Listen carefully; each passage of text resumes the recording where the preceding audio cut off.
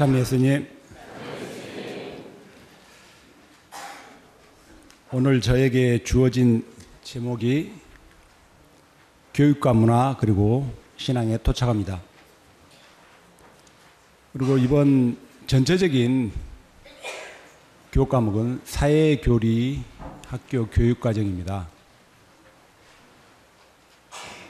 저는 교육과 문화 신앙에 토착하라는 주제를 가지고 오랫동안 생각했습니다. 2000년 교회 역사안에서 어느 시점을 잡을 것인가. 사회교리이기 때문에 1800년대, 1870년, 80년 이후 사회교리가 나온 이유를 잡아야 될 텐데 2000년 교회 역사안에서 가장 신앙의 토착화가 모범적으로 잘 되었던 것이, 아주 어려운 시기에도 모범적으로 잘 되었던 것이 고대 교회입니다.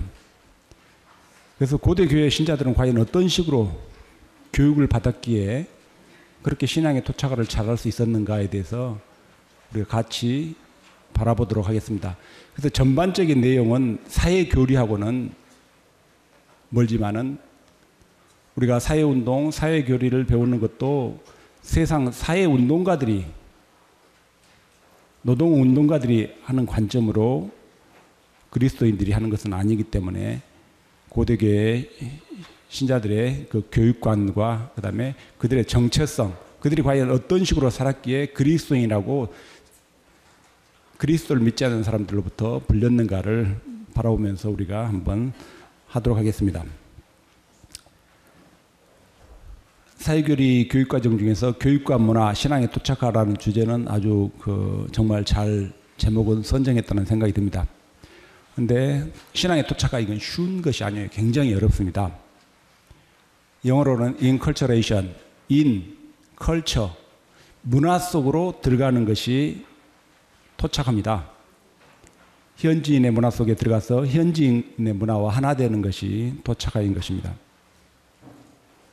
그런 점에 보면은 200년 전에 우리나라의 그리스도교가 천주교가 전래됐을 때 우리 조상들은 토착화를 했었습니다. 가사 문화의 영향을 받아서 천주 가사를 지은 것도 다 토착화의 좋은 본보기죠. 하지만 문화는 생명체처럼 늘 변해갑니다. 오늘날 우리가 천주 가사를 노래 부르면은 굉장히 낯설게 느껴지죠. 우리 그리스도교 문화 안에 아주 잘 토착화 된 것 중에 몇 가지가 있습니다. 우리 연도 문화, 장례가 났을 때 이건 완전 우리 유교 문화하고 한민족 문화하고 완전히 결합돼서 잘 토착화 된 예입니다. 그러면 우리가 이제 첫째 시간에는 고대 그리스도인들이 세례를 어떤 식으로 받았는가, 세례 교육을 통해서 우리가 그 사람들이 교육을 어떻게 받았는가를 한번 살펴보도록 하겠습니다. 제가 여기 온다고 하니까 우리 신학교 신부님이, 제주교구 신부님이 두 분 계시는데 한 분이 제가 이제 저희도 방언을 가르쳐 줬습니다. 소감수다. 오늘도 소감수다 말 되나요? 예. 세례 성사는 그리스도교 생활 전체의 기초이며 성령 안에서 사는 삶으로 들어가는 문입니다. 그리고 다른 성사, 여러 성사로 들어가는 문인 것입니다. 세례는 물로서 하나님의 말씀 안에서 다시 태어나는 성사라고 가톨릭 교리서 1213항에서는 얘기하고 있습니다. 오늘 저희들이 바라볼 내용은 디다케와 사도전성에 대한 두 작품에 나타난 고대 그리스도인들은 세례를 어떻게 받았는지를 살펴보도록 하겠습니다. 디다케 7장에 이렇게 나옵니다. 짧게 세례에 대해서 얘기가 나와요. 여러분은 이렇게 세례를 주십시오. 이 모든 것을 먼저 말하고 나서 성부와 성자와 성령의 이름으로 살아있는 물로 세례를 주시오. 만일 살아있는 물이 없으면 다른 물로 세례를 주시오. 찬물로 할 수 없으면 더운 물로 하시오. 둘 다 없으면 성부와 성자 성령의 이름으로 머리에 3번 부으십시오. 세례 전에 세례 받는 사람과 세례 집전하는 사람은 미리 단식을 하십시오. 그리고 다른 이들도 가능하다면 함께 단식을 하십시오. 하루나 이틀 전에 단식하라고 신자들에게 명하십시오라고 얘기하고 있습니다. 여기서 우리는 4가지 점을 주목해 볼 수 있습니다. 첫째는 이 모든 것을 먼저 말하고 나서라는 내용입니다. 이것은 세례 받기 전에 예비 신자들이 배워야 할 내용, 즉 예비자 교리 교육이라고 할 수 있습니다. 우리가 이제 쭉 들어보면 알겠지만은 우리는 정말 오늘날 태어나가지고 세례를 받은 것이 큰 기쁨이에요. 옛날에는 아무나 세례를 못 받았습니다. 아마 우리 중에 절반 이상도 세례를 받지 못하지 않았을까 생각이 듭니다. 둘째는 세례는 성부, 성자, 성령의 이름으로 세례를 베풀었습니다. 그러나 우리 성서를 보면은 처음에는 예수 그리스도의 이름으로 또는 주 예수의 이름으로 세례를 베풀었습니다. 그러다가 나중에 이제 성부, 성자, 성령 삼위일체의 이름으로 세례를 베풉니다. 세례는 세례자를, 세례 받는 사람을 그리스도의 죽음과 무덤의 묻히심과 그리스도의 부활에 일치시켜 줍니다. 그리고 고대 교회에서는 침수 세례했습니다. 물속에 완전히 잠그죠. 침수는 그리스도의 죽음과 무덤의 묻히심을 상징합니다. 그리고 물에다 담궜다 다시 이제 나오죠. 이것은 그리스도와 일치하여 부활하는 것, 즉 옛 생명이 죽고 새 생명으로 다시 태어나는 것을 상징합니다.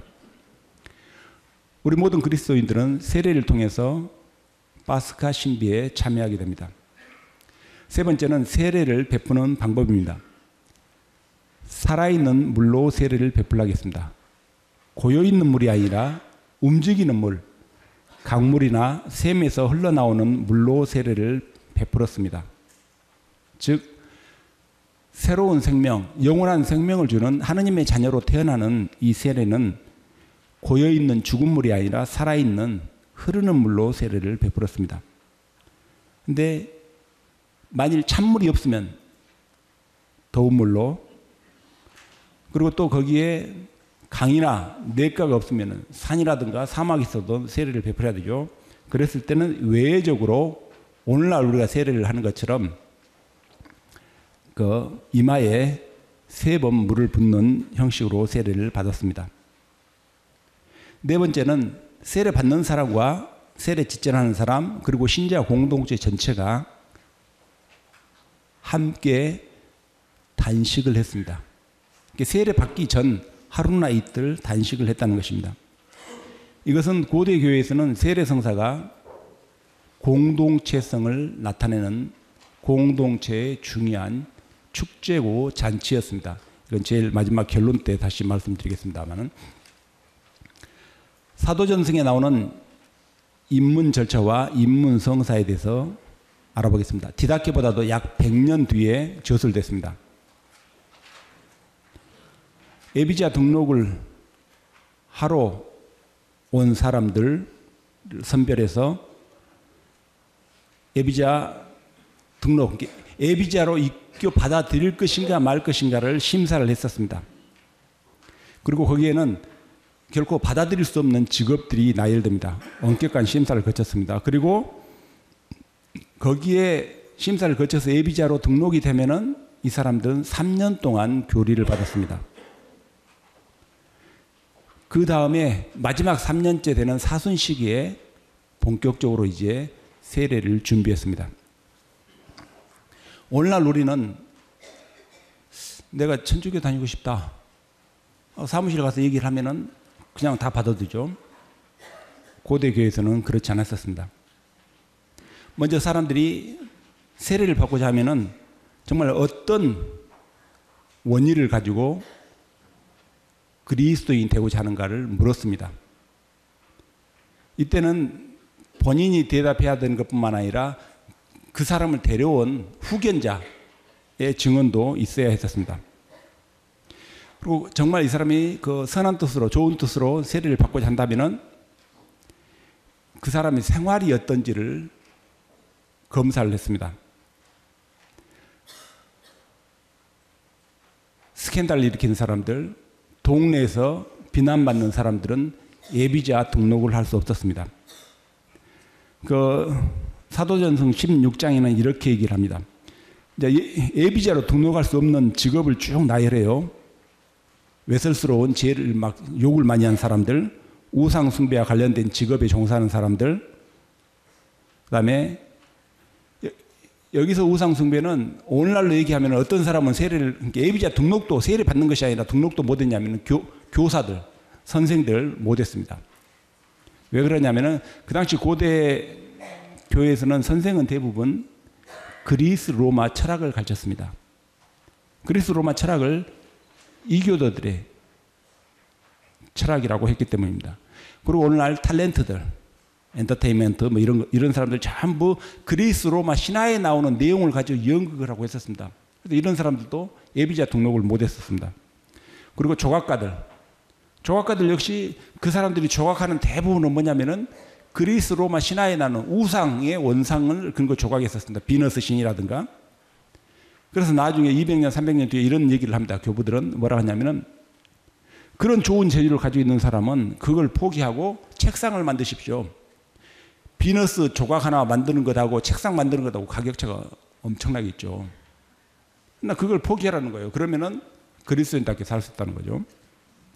그다음에 원형 경기장에서 종사하는 사람들, 군인들, 사람을 죽이니까, 그다음에 서커스, 공마단에 있는 사람들, 이런 사람들이 못 됐습니다.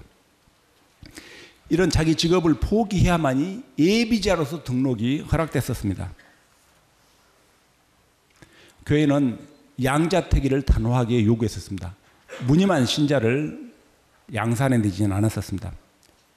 이런 철두철미한 자세가 박해시대에도 오히려 선교에 도움이 되고 목숨까지 바쳐가면서 그리스도를 증거할 수 있었던 것입니다.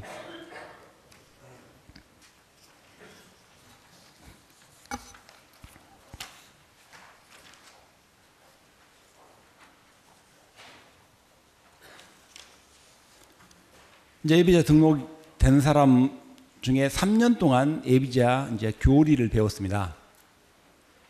적어도 일주일에 한 번 교리를 했습니다. 근데 오늘날처럼 우리처럼 조직적으로 교리 공부를 한 건 아니었었습니다. 윤리적인 수련기라 할까요? 그들의 삶이 변화되는 것이 먼저였었습니다. 그리고 고대 교회에서는 예비자들은 성당의 미사에 참석할 수 없었습니다. 들어오면은 말씀의 전례까지만 참석하고 말씀의 전례가 끝나면은 이제 바로 그 사람들 나가가지고 이제 그 담당하는 교리교사하고 같이 나가서 따로 예비자 교리를 했었습니다. 왜 그러냐면은 성찬의 전례는 아직 이 사람들이 그리스도의 몸과 피, 그 신비를 알지 못하기 때문에 속된 것, 거룩한 것을 개에게 줘서는 안 된다는 그런 말씀에 따라서 그 성찬 전례에 참여하지 못했었습니다. 예비자 기간 중에 박해 시기였기 때문에 순교한 사람도 있었죠. 그랬을 때는 비록 물로 세례는 받지 못했지만은 그걸 수세라 하죠. 물 숫자 써서 피로써 세례를 받다 해서 혈세라고 했었습니다.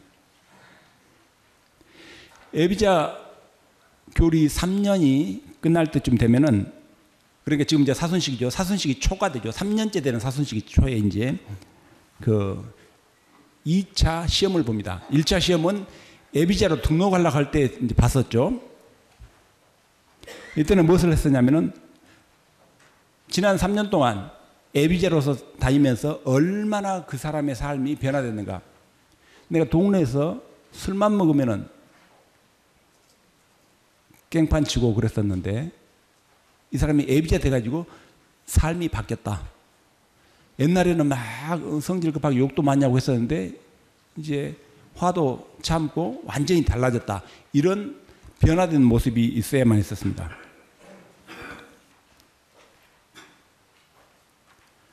이 두 번째 심사 기준에서는 그 사람이 과연 얼마나 성실하게 살았으며 그 다음에 고대교회에서 가장 강조점을 뒀던 고아라든가 과부들의 인권, 얼마나 그 사람들을 많이, 가난한 사람들을 많이 도와줬느냐, 그리고 얼마나 많이 병자를 방문했느냐, 이런 것이 중점이었었습니다.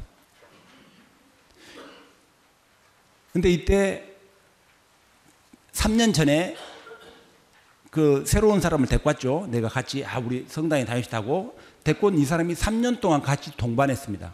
같이 따라다녔어요. 그래서 이 사람이 이제 뭐냐면 공동체 앞에서 증언을 해줍니다.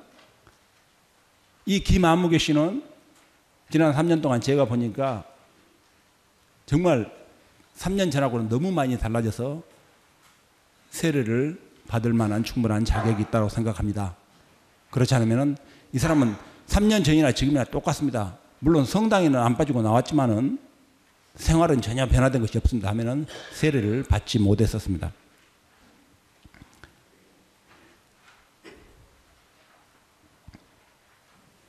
따라서 이 같은 증언은 후견인들이 3년 동안 이 예비자하고 계속 같이 동반했다는 것을 증언해 주는 것입니다. 그리고 한 가정에서도 한 자녀가 태어나면은 그 가정의 경사죠. 마찬가지로 이 공동체에서, 교회 공동체에서 한 사람이 세례자로서 태어나는 것은 우리 공동체 전체의 책임이고 전체의 잔치였었습니다. 이런 후견인 제도가 나중에 뭘로 발전하냐면 오늘날 대부대모로 발전합니다. 하고 이 두 번째 시험에 통과한 사람은 이제 세 번째 시험이 이제 준비되고 있습니다. 즉 부활식이 마지막 이제 한 주간 정도 놔두고, 오늘날 얘기하면은 이제 성주간 그때나 되겠죠. 그럼 한 주간 정도 놔두고 본격적으로 이제 주교님 앞에서 시험을 봅니다. 적어도 고대교회에서는 세례를 받으려면 3번의 시험을 통과해야만 했었습니다. 이 마지막 3차 시험에서는 윤리적인 이 사람의 삶이 어쨌느냐 그것을 바라보는 것이 아니라 이때 오늘날 우리가 예비자들이 배우는 신앙의 교리, 가르침을 배웠습니다. 근데 오늘날처럼 이렇게 체계적으로 많은 것을 배운 것이 아니라 그 당시에는 사도신경, 그 다음에 몇 가지 아주 이제 중요한 핵심적인 기도문 같은 것을 외워야 했었습니다. 그리고 그것을 외우면은 그걸 이제 마지막 세 번째 시험 때 주교님 앞에서 이제 암송을 해가지고 통과되면 세례를 받고 통과되지 않으면은 그 다음에 또 이제 재수하고 그랬었습니다. 이 3차 시험까지 이제 선발된 사람들은 매일 구마식과 안수를 받았습니다. 그리고 세례 당일날에는 마지막으로 이제 주교로부터 직접 구마식을 받았습니다. 구마식이 끝나면 주교는 그들의 얼굴에 숨을 내쉬고 그들의 이마와 귀와 코에 십자 표시를 냈었습니다. 이 3번의 심사를 거쳐서 정말 온전히 하느님의 자녀로 태어날 수 있는 합당한 자격을 갖춘 자만 엄격하게 선발했었습니다. 이제 입문성사는 하느님의 자녀로 그리스도교 이제 시작의 이제 성사죠. 세례성사, 견진성사, 성체성사가 입문성사입니다. 근데 오늘날 우리가 생각할 때는 세례성사가 입문성사라는 말은 맞겠지만은 견진성사가 입문성사하고 성체성사가 입문성사란 말이 좀 이해가 안 되죠. 오늘날하고는 많이 달라졌기 때문에 그렇습니다. 고대교회에서는 세례성사, 견진성사, 성체성사를 연이어 같이 받았습니다. 한 자리에서 계속 했다고 하면 세례 받고 바로 견진 받고 바로 이제 성체를 받아 모셨습니다. 미사에 참석해가지고 세례성사에 대해서 많은 교부들이 증언을 합니다. 주로 세례는 고대교회에서는 부활 성야 때 거행됐었습니다. 테르툴리아누스는 1800년 전 북아프리카에 살았던 교부인데 이렇게 얘기합니다. 세례를 받기 전 몇 주 동안 세례 받을 사람들은 단식을 하고 무릎을 꿇고 기도하고 철야 기도를 했다고 합니다. 히폴리투스는 이렇게 얘기합니다. 즉 세례 받을 사람, 마지막 3번째 시험에 통과된 예비자들은 성목요일에 목욕을 하고 성금요일에 단식을 하고 성토요일 오후에 주교로부터 성대한 구마식을 받았다라고 증언합니다. 토요일 해가 진 시각부터 철야기도가 시작돼 가지고 부활 성야를 미사를 거행하기에 앞서 세례식을 받았습니다. 여기서 우리는 세례성사와 파스카의 신비를 연관지어 고대 교회에서는 가르쳤다는 것을 알 수 있습니다. 목요일에 예비자들이 뭐 했습니까? 목욕을 했다겠죠? 목욕을 한 것은 예수님께서 최후 만찬 때 제자들의 발을 씻어주시면서 베드로가 그러죠? 그러면 몸까지 씻어주라고 다. 그러니까 목욕을 한 사람은 발 외에는 더 씻을 필요가 없다라고 얘기를 하죠. 그것을 연상케 합니다. 금요일은 뭐 했습니까? 예, 그리스도의 순환과 고통, 죽음을 연상하고 거기에 단식을 통해서 주님의 순환과 죽음에 함께 동참한다는 것을 상징합니다. 그 다음에 부활밤에 주님의 부활을 기다리면서 철야기도를 했던 것은 교회의 오랜 전통이었습니다. 오늘날은 많이 사라졌었는데 저 어렸을 때만 하더라도 아마 제주는 어쩐지 모르겠습니다만은 그 부활 성야 때는 어머니들이 무슨 옷을 입고 성당 가서요? 예, 하얀 한복을 입고 갔었죠.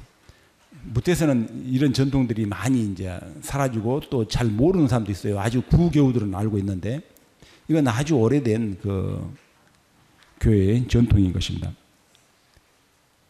그리스도 부활로 우리가 온전히 구원받고 모든 것이 깨끗해졌다는 세례를 상징하는 그런 것이죠. 그 다음에 세례 예식은 성토요일 날 해가 지고부터 뭐 한다고 했어요? 철야 기도를 한다고 했죠. 철야. 이제 밤샘 기도를 하는 거예요. 이제 부활 성야 그 미사 하기 전까지.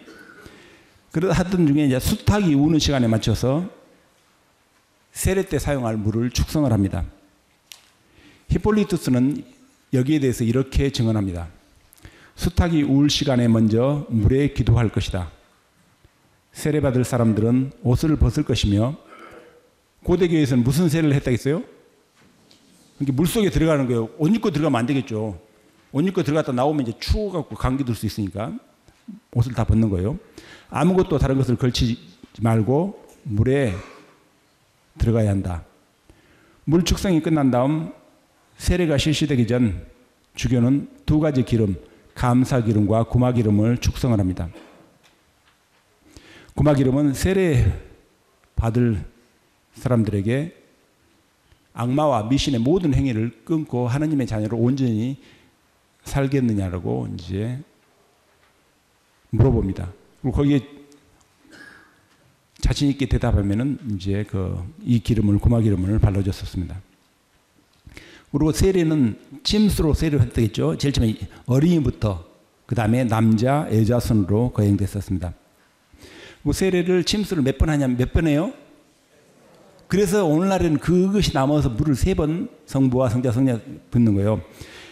3번 침수를 하면서 매번 신앙 고백과 신앙을 묻습니다. 하나님을 믿습니까? 이런 식으로. 그 다음에 안수하고 다시 또 침수하고 이렇게 했었습니다. 처음에는 이제 주례자가 전능하신 하나님 아버지를 믿습니까? 라고 물어보면 세례 받을 지망자가 믿습니다라고 대답하면 그 머리에 안수하고 침수를 합니다.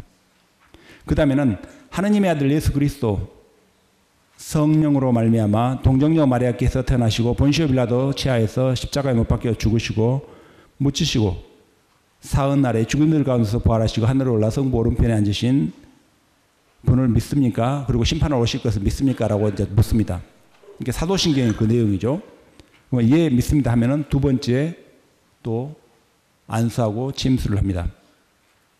그 다음에 성령과 성교회와 육신의 부활을 믿습니까? 라고 또 묻습니다. 그러면 예, 믿습니다 라고 대답하면은 마지막 3번째 안수와 침수를 했었습니다.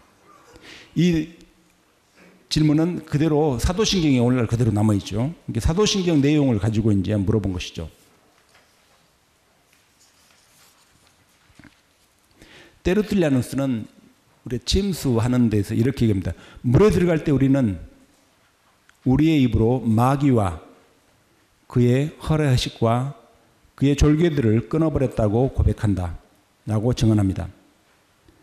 그리고 테르툴리아누스는 그럼 허례허식은 무엇인가에 대해서 설명합니다. 허례허식은 우상숭배이고 그의 졸개들은 사탄의 졸개들이라고 설명합니다. 고대 교회 사람들은 오늘날 우리가 생각하는 것보다도 훨씬 더 철저하게 신앙생활을 했었습니다. 그 사람들 입장에 보면 오늘날 우리들은 거의 무늬만 신자인 경우가 많습니다. 예루살렘의 키릴루스는 이렇게 얘기합니다. 동방교회에서 이제 우리는 로마 카톨릭에 속한 서방교회예요. 동방 서방은 뭐냐면은 로마가 그 콘스탄티노플, 이스탄불은 터키죠. 터키에서 보면은 서쪽에 있어요. 자기들이 동쪽에 있고. 그래서 지역적으로 동쪽에 있는 교회가 동방교회, 서쪽에 있는 교회가 서방교회입니다. 근데 동방교회에서는 세례 받을 사람들은 맨발로 거친 천 위에 서서 참회복을 입고 서쪽을 향해서 사탄을 끊어버리고 서쪽으로 3번 숨을 내쉰 뒤 동쪽으로 돌아서서 하늘을 향해서 손과 눈을 들고 그리스도께 속해 있다는 것을 고백했습니다. 해는 동쪽에서 떠오르죠. 이게 부활하신 그리스도께서 태양처럼 동쪽에 솟으시죠. 그래서 동쪽은 이제 주님을 상징하고 서쪽은 악마를 상징하는 그거 있었습니다. 참회복은 이제 조금 이따 말씀드리겠습니다. 고대 교회에서는 이제 또 뭐가 있었냐면은 대죄를 지은 사람들은 참회복을 입었었습니다. 참회복을 입고 그 사람들도 참회복을 입은 사람들은 누구하고 어떤 부류에 속했냐면 예비자하고 똑같았어요. 고대 교회에서는 성당 앞에 누가 있었냐면은 성당 문지기가 있었습니다.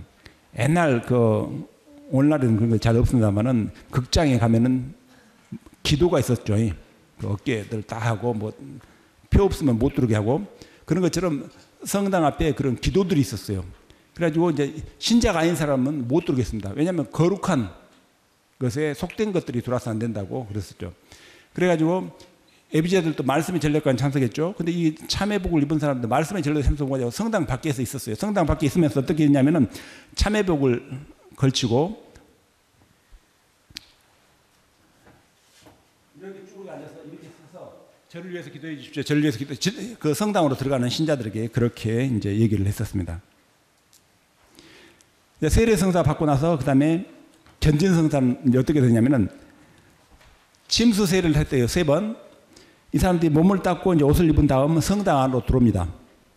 성당 안으로 들어오면은 세례를 베풀 때는 누가 베풀었냐면 밖에서 강가에서 물 있는 데서 이제 신부가 세례를 줬죠. 그러면 주교는 성당 안에 있는 거예요. 그 사람이 다시 옷을 입고 다시 들어오면은 그 자리에서 즉시 주교가 안수한 다음에 감사 기름과 그 다음에 구마 기름을 바르고 그 예비자의 세리자의 이마에 십자 표시를 해주고 평화의 인사를 입맞춤을 나눴었습니다. 감독이 그러니까 주교가 했던 이것이 오늘날 견진성사에 해당됩니다. 그런데 이제 이 견진성사가 사목적인 이유 때문에 이제 세례성사하고 갈라집니다. 한국 교회에서는 그게 갈라지죠. 그러니까 대부분 이제 아까 제가 입문성사가 뭐라겠어요? 몇 가지라겠어요? 뭐예요? 세례, 견진, 예. 그 다음에 이제 세례를 받고 주교한테 견진을 받으면 바로 이제 뭐가 시작되냐면 성찬례가 미사가 시작되는 거예요. 그러니까 그날 바로 성체까지 받아 모시는 거예요. 그래서 고대교회에서는 입문성사, 세례성사, 견진성사, 성체성사가 당일날 동시에 해지는 입문성사에 있었습니다. 그러나 한국교회에서는 그것을 이제 분리시키니까 오늘날 우리가 생각할 때는 입문성사하면 세례성사만 입문성사인 것처럼 생각하죠. 이제 성체성사에 대해서는 암브로시우스가 이렇게 얘기합니다. 세례받은 사람들이 손에 불타는 초를 들고 부활 성찬에 참여하기 위하여 공동체의 모임 속으로 들어갔다라고 얘기합니다. 이와 같은 전통이 그대로 우리가 세례받을 때 남아있죠. 부활초를 켜죠. 그 초를 켜지 않습니까? 그러니까 내가 세상의 빛으로 하느님의 자녀로 빛으로 다시 태어났다는 걸 상징하는 것이죠. 그리고 자신은 과거 어둠에서 있었던 상태에서 벗어나서 이제 온전히 세상의 빛으로 살겠다는 결심이고 다짐인 것입니다. 그리고 세례와 견진을 받은 사람이 그날 성찬 내에서 처음으로 성체를 받아 모시고 신자들과 평화의 인사를 나눌 자격을 받게 됩니다. 보통 오늘날 세례 받은 날 양형성체를 하죠. 그때도 새 신자들은 주님의 몸과 피를 받아 모셨습니다. 이렇게 빵과 포도주를 받아 모셨죠. 그런데 오늘날과 다르게 뭘 더 받아 모셨냐면은 젖과 꿀과 물을 더 영했습니다. 이건 굉장히 그리스도교의 많은 어떤 행동들은 상징성을 내포하고 있어요. 그 상징적인 의미를 제대로 알아야 되죠. 젖과 꿀은 뭐냐면은 이집트 종살이에서 벗어난 이스라엘 백성에게 약속의 땅, 가나안 약속의 땅을 젖과 꿀이 흐르는 땅이라고 했죠. 그걸 상징합니다. 이제 하느님의 자녀로서 새롭게 태어난 우리는 젖과 꿀이 흐르는 곳에 살게 됐다는 것이죠. 그리고 물을 또 왜 마셨냐면 세례성사의 은총을 상징했었습니다. 그래서 오늘날 우리는 이것은 안 하지만은 고대교에서는 이것이 다 이루어졌었죠. 그리고 성찬 이제 의식이 끝나면은 주교는 새 세례자들에게 신자로서 올바른 신앙생활을 할 수 있도록 보충 교리를 시작했습니다. 이때 이제 한 일주일 정도 교리를 시작했어요. 이때 보충 교리는 뭐냐면은 이제 그리스도인으로서 어떻게 하면은 하나님의 뜻에 맞게끔 살 수 있겠는가. 그 다음에 어떻게 하면은 영성적으로 올바른 삶을 할 수 있겠는가. 가난한 사람들을 도와주고 그 다음에 끊임없이 그리스도와 원죄에 일치하려는 열망을 가지고 살면서 박해의 순간이 오면은 자기 목숨을 버리면서까지 하느님을 증거할 수 있겠는가라는 그런 성사였었습니다. 그리고 또 이때 뭐냐면은 오늘날 얘기하는 우리의 에이비자 교리처럼 그런 교리가 시작됐어요. 이때 일주일 동안은 주로 신비적인 교육, 즉 성체 성사 안에 살아계신 그리스도의 몸과 피 이런 신앙의 신비를 집중적으로 교육했었습니다.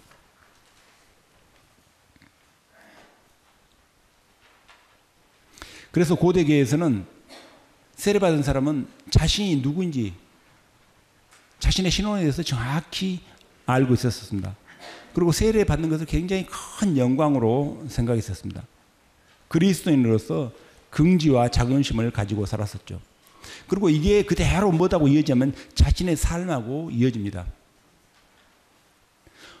오늘날 우리는 상식이라고 통용되는 것을 거슬러서 정말 그리스도인답게 살기가 굉장히 어렵습니다. 그런데 고대교회 사람들은 상식이라고 통용되는 잘못된 것이죠. 상식이라고 통용되는 것을 거슬러서 온전히 그리스도인처럼 살았었습니다. 어찌 보면 그 사람들보다 우리가 훨씬 더 교육을 많이 받았는데 삶의 면에 있어서 삶으로 그리스도를 증거하는 면에 있어서 보면 우리는 그보다 훨씬 못하고 거의 낙제생들입니다.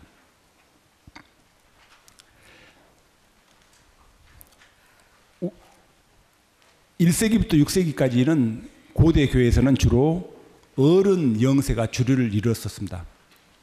어른들이 이제 많이 입교를 했죠. 그래서 유아 세례를 거의 베풀지 않았어요. 왜냐하면 이 사람들 어른 되면 다시 세례를 받을 수 있으니까. 근데 6세기 이제 넘으면서 모든 사람들이 다 세례를 받아버리니까 어른 세례가 없어져 버리고 이제 그때부터 유아 세례를 이제 베풉니다. 우리나라는 주로 이제 뭐냐면 아직도 어른 세례도 있고 유아 세례도 있죠. 근데 이제 그 고대교의 세례하고 우리 세례를 비교해 보면은 우리는 너무 보통 6개월 정도 하죠. 6개월. 그러니까 어떤 식이냐면은 세례 받을 때만 안 빠지고 나오다가 세례 받자마자 이제 냉담해버린 수가 부지기수죠. 그래서 세례를 빨리 받는 것보다도 우리가 좀 더 적어도 1년 정도는 해야 되지 않겠는가. 한국천주교 200주년 기념 3옥K 의안에서는 AC에서 이렇게 얘기합니다. 에이비자 교리교육은 최소한 1년 정도를 해야 된다라고 했는데 이게 잘 지켜지지 않고 있죠.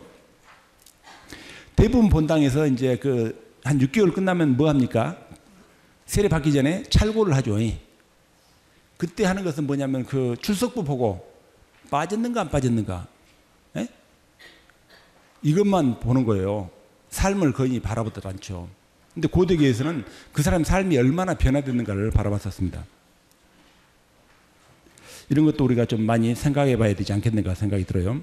그리고 또 이제 고대교에서는 제가 그래서 잠깐 뭐냐면 공동체 잔치라고 했어요. 공동체가 같이 뭘 했습니까? 세례 받기 전에 단식을 했습니다. 그리고 세례 받았을 때 공동체 전체 한 집에 아기가 태어나면 그 가족들 전부 뭐 할아버지 할머니 뭐 이모들 다 좋아하지 않습니까? 기뻐하고. 그런 것처럼 온 공동체가 교회가 기뻐하고 경축을 했었습니다. 그런데 오늘날 우리는 세례는 그냥 본당에 있는 여러 행사 중에 하나로 치부돼 버리죠. 공동체의 잔치가 되지 않습니다. 여기에도 뭐냐면 꾸르실로 교육 다녀오신 분들이 많이 계실 텐데, 꾸르실로 갈 때 막 그 뭐 영적 꽃답을 해주고 막 그러죠. 그 다음에 또 나올 때는 어떻습니까? 그 전임 선배들이 같이 가가지고 막 그 축하해주고 그러죠. 세례는 꾸르실로만 또 못하죠. 이건 굉장히 그 심각한 문제예요. 꾸르실로처럼 축하해 줘야 되는 건데 꾸르실로만 또 못해요. 그리고 또 그 세례 때 모든 신자들이 신자 공동체의 잔치냐? 아니죠. 부활이라든가 그때 성야 때 하면 미사가 길어진다 해가지고 그 따로 하죠. 그리고 따로 하니까 거기 가족들, 그 다음에 뭐 수녀님 부탁으로 누구 부탁으로 뭐 난생 처음 만난 사람 뭐 대부 서가지고 그 사람들하고 이제 끝나버려요. 그러니까 금방 냉담으로 넘어갈 수 있죠. 우리가 좀 이런 것은 바꿔야 되지 않겠는가 하는 생각이 듭니다. 정말 공동체의 축제고 잔치가 될 수 있게끔 한 가정에 새 생명이 태어나는 것 같은 그런 것을 해야 되지 않는가 하는 생각이 듭니다. 아까도 말씀드렸습니다만 대부대모, 후견이 대부대모라고 했었죠. 그래서 오늘날도 우리가 6개월을 한다 하더라도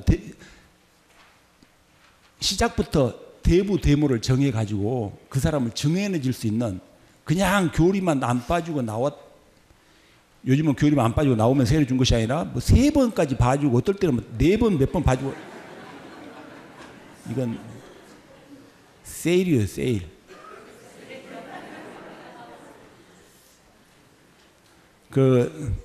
우리가 둘째 시간에 고대 그리스인들이 이런 세례를 받고 과연 어떻게 살았는지에 대해서 이제 자세히 하겠습니다만은, 정말 우리가 어찌 보면 고대 그리스도인들하고 오늘날 우리를 비교해 보면은 너무 쉽게 세례를 받으니까 너무 쉽게 그만둬 버리지 않는가 하는 생각이 들고, 다른 한편에서는 우리가 너무 삶하고 신앙하고 괴리가 있기 때문에 우리의 신앙이 아무런 힘을 발휘하지 못하지 않는가 생각이 듭니다. 여러분, 여러 가지 다른 그 주제에서 사회교리에 대해서 얘기가 많이 나왔을 텐데, 앞으로도 또 이제 다음 주 또 나오고 계속 나올 거예요. 사회교리가 1880년대에 최초로 교황청에서 나옵니다. 1870년이니까 80년대. 그때 상황은 어떤 상황이었었냐면은, 오늘날로 얘기하면은 아주 좋은 예가 있어요. 일본 쓰나미 상황이 있었습니다. 지금 일본은 완전 난리 났죠. 그런 것처럼 교회가 오랫동안 신앙을 지켜오고 딱 했었는데, 사회를 영향을 주고 있었는데, 갑자기 변화된 사회에서 이게 아무 힘을 발휘하지 못하는 거예요. 영국에서 산업혁명이 일어났었죠. 산업혁명이 일어나니까 이제야말로 정말 인간들이 잘 살 수 있겠다라고 생각이 있었습니다. 그런데 그 결과는 더욱더 비참해졌었습니다. 노동자들은 기계로 전락해 버렸어요. 하루 3끼 먹기가 힘들었습니다. 거의 기계처럼 개, 돼지처럼 취급을 받았었습니다. 이런 상황에서 신앙 따로 교회 그 삶 따로 같은 신앙이 아무런 대답을 해결책을 제시하지 못했었습니다. 그런 상황에서 많은 그리스도인들, 의식을 가지고 있는 그리스도인들은 사회에 투신하죠. 그래갖고 막 문제를 개선하려고 하는데 이들 사이에서도 서로 막 의견 대립이 많습니다. 이것이 맞다, 저것이 맞다. 그랬을 때 이 신자들이 뭐라 하냐면 교황청에서 이게 대한 올바른 좀 지침을 줬으면 좋겠다. 그런 엄청난 일본의 쓰나미에 온 것처럼 그런 엄청난 절대절명의 상황에서 교황청이 사회교리를 반포한 것입니다. 그러나 고대교회에서는 사회교리가 필요 없었어요. 신앙하고 삶이 굉장히 밀접됐기 때문에 그러죠. 아까 제가 토착화 얘기했죠. 토착화라는 것은 굉장히 신학적으로 어려운 작업인데 우리 삶으로 보면 굉장히 쉬울 수도 있어요. 우리가 완전히 우리의 삶이 그리스도인답게 산다면 그게 토착화 된 거예요. 우리가 신학적인 작업을 하지 않는다 하더라도. 특히 무태에 있는 신자들하고 제주교구 신자들하고 연도가 많이 다르다는 얘기를 들었었습니다. 우리 신학생들 들고 신부들한테. 무태에서는 어떻게 하냐면요. 보통 이제 장례 미사만 하고 끝나버려요. 근데 여기서는 뭡니까? 그 신부님들이 장지까지 따라간다며. 그러니까 아주 좋은, 정말 다른 도에서 본받아야 될 좋은 표양이죠. 근데 신부들이 귀찮다고 그걸 잘 안 나가죠. 그리고 또 우리가 신앙이 온전히 신앙으로서 살아남기 위해서는 가장 좋은 여러 가지 방법들이 있죠. 그 중에 제가 몇 가지를 생각해 봤어요. 이게 꼭 우리 가톨릭 그리스도교 안에서 우리가 안에서 먼저 시작된 건 아니에요. 프로테스탄트에서 먼저 시작됐던가 그랬을 거예요. 다른 밖에 단체에서. 아버지 학교. 혹시 아버지 학교 교육 받아보신 분 계세요? 예. 받기 전하고 받고 나서 많이 달라지죠. 물론 그것이 이제 작심삼일 해가지고 할 수 있습니다만은 이런 것도 우리가 해야 되는 거예요. 하고 정말 그리스도인들은 뭐냐면은 하나님께서 우리에게 간절히 원하신 건 뭐냐면은 우리의 참 행복이에요. 오늘날 돈 없으면 행복할 수 없죠. 하지만 돈이 모든 행복을 다 결정해 주는 것은 아니죠. 그리스도교를 믿는다고 해서 우리가 로또에 당첨될 수 있는 것은 아니죠. 하지만 현재 우리가 얼마나 참 행복을 살 수 있느냐는 그리스도인들이 세상 사람들한테 보여줘야 될 증거인 것입니다. 여기 이 자리에 모이신 분들은 제주에서 본당에서 다 오셨잖아요. 여러분들이 한국 천주교회의 희망이어야 합니다. 다른 사람이 다 그렇게 살지 않는다 하더라도 나 혼자만 그렇게 살면 되는 거예요. 한 사람의 영향력이 굉장히 큽니다. 우리 각자가 정말 그리스도인의 희망이 된다면은 그런 좋은 표양들은 전염병처럼 금방 번져나갑니다. 그런 점에서 볼 때는 오늘 이 자리에 참석하신 분들은 하나님의 큰 축복을 받고 또 엄청난 사명감을 받으신 겁니다. 그리스도교가 다른 종교하고 비해서 가장 큰 장점은 뭐냐면은 타성에 젖지 않게 하는 거예요. 사람이 결심도 작심삼일이지 않습니까? 작심삼일에도 괜찮아요. 3일 뒤에 다시 또 결심하고 또 시작하고 또 3일 뒤에 또 하고 또 하고 하면은 되는 거예요. 우리 그리스도교는 전례적으로 보면 연중식이 있죠. 그 다음 또 뭔 식이 있습니까? 사순식이, 대림식이, 부활식이. 시기별로 있으니까 좀 타성에 저질러 하면은 사순식이 딱 돌아와요. 사순식이는 보통 사람은 그렇게 생각하네요. 이게 비 올라가다 우중충 해가지고 그 회색빛. 고대교회에서는 사순식이 절대 회색빛이 아니었습니다. 사순시기는 뭔 시기라고 해요? 은총의 시기, 은총의 시기. 왜 은총의 시기냐면은 내가 타성에 젖어 살려고 하는데 사순시기가 돼가지고 다시 새롭게 살도록 하는 거예요. 그걸 통해서 하나님의 은총을 받는 것이죠. 기계적으로 사순시기 되면 하늘에서 은총이 떨어지는 것이 아니죠. 두 번째 시간에 그런 정말 고대 그리스도인들은 그렇게 오랫동안 집중적으로 오늘날 우리보다는 교리 면에서는 적게 받았었죠. 그러나 삶을 집중적으로 변화시켰었어요. 그리고 나서 그 사람들이 어떻게 변했는가를 살펴보도록 하겠습니다. 감사합니다.